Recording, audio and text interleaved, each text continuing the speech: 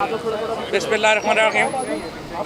सब से पहले तो मैं आपको पाकिस्तान पूरे को मुबारकबाद देना चाहता हूँ। जिस किस्म का बजट आया है, पूरा पाकिस्तान ही बड़ा कम होता है कि बजट को इस तरह का वेलकम मिले जिस तरह का इस साल बजट को मिला है, और उसकी वजूहात हैं। और देखिए, इसके बावजूद कि पूरा इस वक्त दुनिया कोरोना की लपेट में है, पाकिस्तान के अंदर हमने तकरीबन 4% की शरह से जो तरक्की हासिल की, उसके नतीजे में पाकिस्तान में आम आदमी जो है उसकी ज़िंदगी बेहतर हुई है। 1100 अरब रुपया हमारा रूरल इकॉनमी में गया है, जिसकी वजह से हमारे यहाँ जो ट्रैक्टर्स हैं उनकी फ़रोख्त में 64% इजाफ़ा हुआ, जो पेस्टिसाइड्स हैं, जो खाद है, उनकी फ़रोख्त में इजाफ़ा हुआ, मोटरसाइकिलों की फ़रोख्त में इजाफ़ा हुआ। और इस तरक्की के समरात हैं कि अब हमारा जो तरक्याती बजट है इस साल का वो 900 अरब रुपए के लगभग है, और जो सूबों का शेयर है वो भी 27% के करीब होगा। यानी आप देखिए कि इस हिसाब से सिंध को तकरीबन 700 साढ़े 700 अरब रुपया इस साल जो है वो वफाकी हुकूमत दे रही है। अब उम्मीद है कि इस साल जो हमारी सिंध की हुकूमत है वो कोई पैसा आवाम के ऊपर भी लगा देगी, क्योंकि अभी तक जितना पैसा इनको मिलता है पिछले सालों में आप देखें कोई तकरीबन 2 सालों में 1500-1600 अरब रुपया जो है वो ओवरऑल सिंध को मिला है, लेकिन वो हमें नज़र नहीं आ रहा कि वो सिंध में पैसा कहाँ गया। 1990 से कराची में रेंजर्स है, सिंध हुकूमत अपनी पुलिस खुद नहीं बना सकी। आप अंदाज़ा लगाएं कि जो बुनियादी इंस्टीट्यूशंस हैं बिल्ड करने के, वो भी सिंध हुकूमत में बिल्ड नहीं हो सके, और उसकी वजह से एक आम जो आदमी है, ख़ुसूसन जो हमारी बड़ी आबादियाँ हैं कराची के लोग जो हैं वो शिकवा करते नज़र आते हैं कि हमारे मसाइल हल नहीं हो रहे। और उसकी वजह ये है कि जो सिंध हुकूमत है वो यहाँ पे प्रोविंशियल फाइनेंस कमीशन नहीं हो रहा, और ये मसला सिर्फ कराची का नहीं है कि उसका हक का जो पैसा है वो वहाँ नहीं मिल रहा।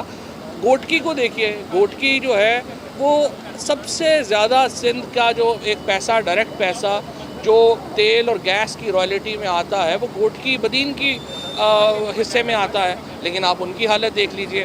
तो मेरी नज़र में जो हमारे यहाँ आर्टिकल 148 जो इम्प्लीमेंट नहीं हो रहा, सबसे इम्पॉर्टेंट ये है कि कराची में जो डायरेक्टली इलेक्टेड मेयर आए, उसको जो प्रोविंशियल फाइनेंस कमीशन से उसको पैसा जाए और वो कराची के लोगों के ऊपर डायरेक्टली पैसे खर्च कर सकें। अगर हम मुराद अली शाह साहब एंड कंपनी के ऊपर बैठे रहे तो अगले भी सालों में कराची और सिंध में तरक्की जो है वो नामुमकिन है। जब तक ये निज़ाम तब्दील नहीं होगा, जब तक हम इसमें स्ट्रॉन्ग, और जो बाकी सूबों में भी लोकल गवर्नमेंट्स की ज़रूरत है, लेकिन जो ज़रूरत सिंध में है लोकल गवर्नमेंट की वो किसी और सूबे में उतनी नहीं है जितनी यहाँ पे है, क्योंकि एक एनॉमली क्रिएट हो गई है।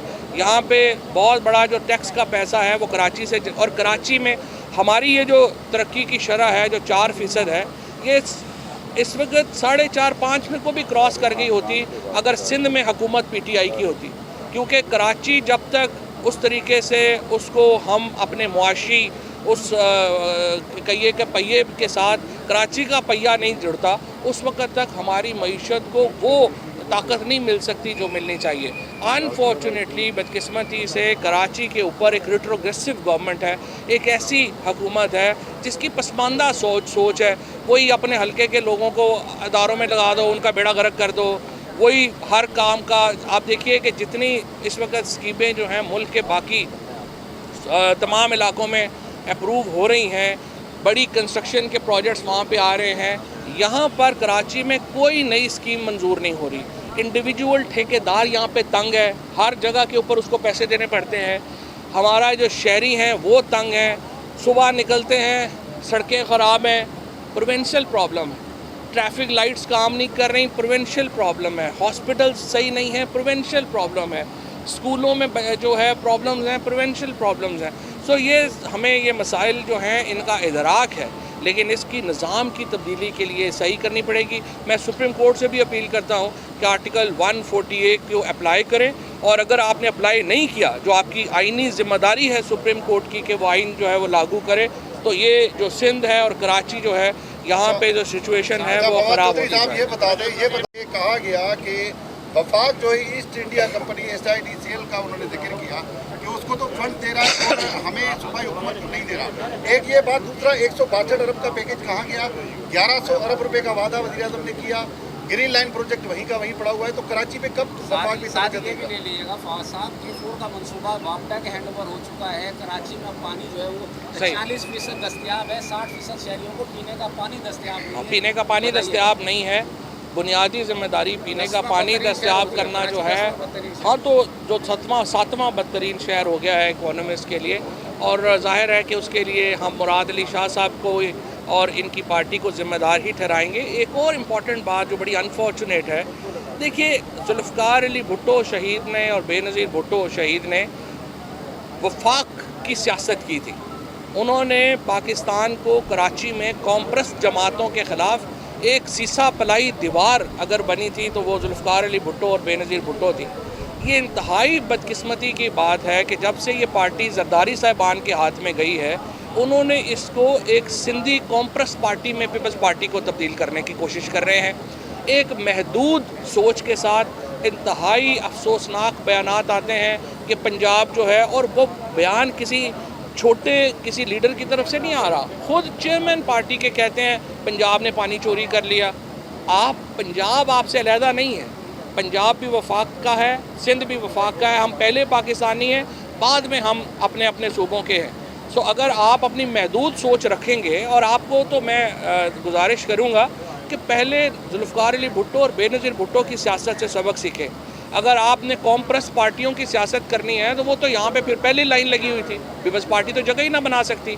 बड़ी बदकिस्मती की बात है कि एक वो पार्टी जिसकी एक नेशनल स्टेचर था, उसको एक बदकिस्मती से इंटीरियर सिंध की पार्टी बना दिया गया है। और इसका ज़ाहिर है कि हम तो नहीं चाहेंगे कि ऐसा हो, हम तो चाहते हैं वफाकी जमातें हों और वफाकी सियासत हो, लेकिन ये अनफॉर्चुनेट। और ये दूसरी बात ये है कि जो वफाक का पैसा है वो उस वक्त तक 100% खर्च नहीं हो सकता जब तक सूबाई अथॉरिटीज़ उसके साथ नहीं मिलेंगी। चाहे वो K4 का प्रोजेक्ट है, चाहे वो आपका ग्रीन लाइन का प्रोजेक्ट है, जब तक प्रोविंशियल महकमे अपने काम नहीं करेंगे ये पैसे खर्च नहीं हो सकेंगे। इसीलिए मैं तो समझता हूँ कि वफाकी हुकूमत ने जो भी PSDP का प्लान किया है, उसके साथ सुप्रीम कोर्ट में जो हमारा केस है PTI ने फ़ाइल किया हुआ है, हमें उस पर ज़ोर देना होगा कि यहाँ पर एक मुकामी हुकूमतों का निज़ाम लगाया जाए। डायरेक्ट मेयर आना चाहिए कराची का, उसको डायरेक्ट फंडिंग जाए, वो रिस्पॉन्सिबल हो अपने मामला। अच्छा फवाद भाई, एहसन इकबाल ये कहते हैं कि आप जो है टेक्नोलॉजी के बड़े अफलातून बने फिरते हैं, लेकिन हमें जो है टेक्नोलॉजी बढ़ाने की कोशिश ना करें। देखिए, बात यह है कि एहसन इकबाल साहब जो हैं वो एक सीनियर आदमी हैं, और मैं ये उनसे ये कहूँगा कि कभी जो है वो अकल की बात भी कर लिया करें। और ज़रूरी है कि कोई भी बात करने से पहले आप उस चीज़ को देख लें। मसलन उन्होंने जो EVM को मुस्तरद किया, उन्होंने देखा भी नहीं कि इलेक्ट्रॉनिक वोटिंग मशीन है क्या। सब पार्टियां यहाँ पर क्या करती हैं, हम चारों साल जो इलेक्शन होते हैं, हारने वाला कहता है ये इलेक्शन सही नहीं हुआ, जीतने वाला कहता है कि नहीं ये सही हुआ। हम ये कहते हैं अगर हमारी प्रपोजल्स गलत हैं, हमने कौमी असम्बली के अंदर एक पूरा बिल जो 49 तरामीम हैं वो हमने पेश की। अगर अपोजिशन समझती है कि ये तरामीम गलत है, जैसे उन्होंने कहा कि जी ओवरसीज़ पाकिस्तानीज़ को वोट का हक़ नहीं देना चाहिए, हम कहते हैं नहीं देना चाहिए, हमारा एक इसके ऊपर मौक़िफ़ है। बाकियों के ऊपर भी वो अपना अपना मौक़िफ़ दे दें। वो कहते हैं इलेक्ट्रॉनिक वोटिंग नहीं होनी चाहिए, वो बताएं क्या होना चाहिए कि जिससे आपकी वोटिंग जो है वो जिसके ऊपर तमाम लोगों का एतमाद हो। इमरान खान अपना कोई ये नहीं कि हमारी ज़िद है, हम तो कह रहे हैं आप आएँ, हमें बताएं आप चाहते क्या हैं। लेकिन ये हमें कज़िया तो ख़त्म करना पड़ेगा ना कि हर दफ़ा इलेक्शन होते हैं, हारने वाली पार्टी कहती है धांधली हो गई है, और फिर उसके बाद हम एक दूसरे को शुरू हो जाते हैं। सो अल्टीमेटली इलेक्शन शफाफ करने के लिए आपको एक संजीदा एफ़र्ट चाहिए, लेकिन बदकिस्मती से ये अपोजिशन बहुत ज़्यादा गैर संजीदा। आप समझिए कि यूँ लगता है ऐवान के अंदर जब हम जाते हैं तो यूँ लगता है कि ये कोई वो टेप बॉल से क्रिकेट खेलने वाले बच्चे हैं जो अपनी बारी लेके भागना चाहते हैं। और इस वक्त अपोजिशन का रवैया तकरीबन वैसा ही है। आपने कल भी देखा बजट में जिस किस्म का रवैया इख्तियार किया अपोजिशन ने और एहसन इकबाल साहब ने और बाकी जो सारे लोग वहाँ पे खड़े थे, उस पर शर्म आती है कि आप क्या किस तरह لے کے آئے ہیں تو ایک طرف جو ہے وہ سندھ حکومت نے جعلی ڈومیسائل کی جو پرچیاں کی ہوئی تھی، نیب نے تحقیقات شروع کی تھی اور سندھ حکومت کے پریشر کے بعد اس کو روک دیا گیا. وفاق اس میں اپنا کیا کردار ادا کرے گا جو مسائل پہ قبضہ ہوا ہے سندھ کی طرف سے؟ اور دوسری جانب یہ کہ ابھی کچھ دنوں پہلے ایک حملہ ہوا تھا جہاں پہ دیش کے نعرے لگے تھے اور ملک مخالف نعرے بھی لگے تھے. اس حوالے سے وفاق کیا کردار ادا کرے گا ان ملزمان کے خلاف؟ دیکھیے یہ میں آپ سے بتانا چاہتا ہوں کہ یہی تو بدقسمتی ہے. سندھ کی حکومت خود قوم پرستی کی سیاست میں پڑ گئی ہے. پیپلز پارٹی تو ایسی کبھی بھی نہیں تھی. میں اس پہ زیادہ اس لیے نہیں بات کرنا چاہتا کہ میری خواہش یہ ہے کہ پیپلز پارٹی کی لیڈرشپ اس کو ریئلائز کرے اور دوبارہ وفاق کی سیاست کی طرف واپس آئے. سینئر اچھا بجٹ پاس کروا لیں گے. سینیٹ کے اقلانی نے کہا ہے کہ یہ NRC کے بغیر بجٹ پیش کی گئی ہے جو سینیٹ سے کبھی منظور کرنے نہیں دیں گے. پہلی بات تو یہ ہے کہ یوسف رضا گیلانی صاحب کو یہ پتہ ہونا چاہیے، تو بہت ہی سینئر آدمی ہیں، میرا تو بہت ہی ان کا احترام ہے. سینٹ تو بجٹ پاس ہی نہیں کرتی، بجٹ تو نیشنل اسمبلی پاس کرتی ہے. تو یوسف رضا گیلانی صاحب جو ہیں ان کو اچھی طرح پتہ ہوگا، شاید وہ مذاق کر رہے ہیں. بجٹ پاس کروا لیں گے. صاحب یہ بتا دیں کہ امریکہ نے پاکستان سے زمینی اور فضائی ایکسس مانگا افغانستان کے لیے، وہ بات وہیں پہ ختم ہو گئی ہے کہ اس میں مزید کوئی ایپیسوڈز آنا آگے باقی ہیں؟ پہلی بات تو یہ ہے کہ اس پہ شاہ محمود قریشی صاحب اپنا پالیسی بیان دے چکے ہیں، میں کابینہ کی طرف سے پالیسی بیان دے چکا ہوں. ہم کوئی نہ صرف یہ کہ ہم اڈے کسی قسم کے جو ہیں وہ امریکہ کو دے نہیں رہے ہیں، اور نہ اس کے علاوہ ہم نے جو سرویلنس تھی ڈرونز کی وہ بھی ختم کر دی ہے. اور اس وقت پاکستان کے تمام اڈے پاک فضائیہ کے کنٹرول میں ہیں. آپ نے سوال کیا کہ بجٹ جو ہے وہ پاس ہو جائے گا. دیکھیے یہ پوزیشن جب سے حکومت بنی ہے، فضل الرحمان صاحب تو میرے خیال ہے کوئی 6-8 مہینے بعد ہی دھرنا لے کے آگے تھے. 3 سال ہو گئے ہیں ان کو یہ کہتے کہتے کہ اس دفعہ بجٹ پاس نہیں ہوگا، اس دفعہ نو کانفیڈنس نہیں ہوگا. ہر دفعہ آپ دیکھتے ہیں کہ بیچارے کاغذ کے بینر لے کے کونے میں کھڑے ہوتے ہیں، اور اگلے 7 سال بھی انہوں نے یہی کرنا ہے. 2 سال یہ اور 5 سال اگلے. تو انشاءاللہ 7 سال آپ کو یہ اپوزیشن یہیں کونے پہ بینر لے کے کھڑی نظر آئے. جدید ٹیکنالوجی کی آپ بات کر رہے ہیں، سب بہت اچھا. 14 اگست کو ہم پورا PTV ری ویمپ کر کے ریڈیو بھی اور PTV بالکل نیا ری لانچ کر رہے ہیں. اور پیپلز پارٹی نے اور PMLN نے جو جس طرح باقی اداروں کا بیڑا غرق کیا، PTV کا بھی بیڑا غرق کیا، لیکن الحمدللہ معاملات ہم نے سنبھال لیے ہیں. 14 اگست کو PTV کی اور ریڈیو پاکستان کی پوری نئی ری ویمپنگ. اچھا یہ بتائیے گا واجد ضیاء کو DGFIA کے عہدے سے ہٹانے کے پیچھے کیا کہانی ہے؟ کیا جہانگیر ترین کے خلاف جو کیسز تھے ان میں نرمی کی وجہ ہے یہ؟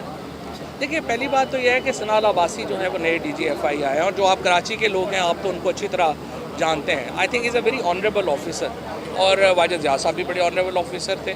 اور اس طرح کی جو ٹرانسفر تبادلے ہیں یہ ایک معمول کا حصہ ہیں، یہ چلتے رہتے ہیں. اور اگر آپ یہ سمجھتے ہیں، جو لوگ آپ میں سے بہت سارے لوگ جن کو واسی صاحب کو جو جانتے بھی ہیں، آپ کا خیال ہے کہ وہ اس طرح سے نرمی کریں گے، اور اس سے بھی بڑھ کے آپ میں سے جو لوگ عمران خان کو جانتے ہیں ان کا یہ خیال کہ وہ آفیسر بدل دیں گے کہ کسی کو نرمی کرنی ہے، سختی کرنی ہے.